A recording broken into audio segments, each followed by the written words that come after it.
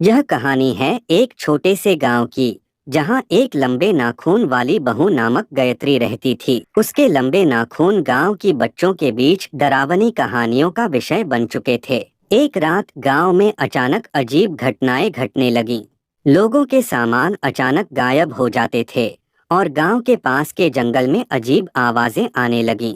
लोग सोचने लगे कि क्या यह सब गायत्री के नाखूनों का काम है। एक गांव का पंडित एक पुरानी किताब में पढ़ आता है और कहता है, यदि किसी व्यक्ति के नाखून बहुत लंबे होते हैं तो वह एक शैतान की कब्र के पास जाता है और वो शैतान के वश में होता है।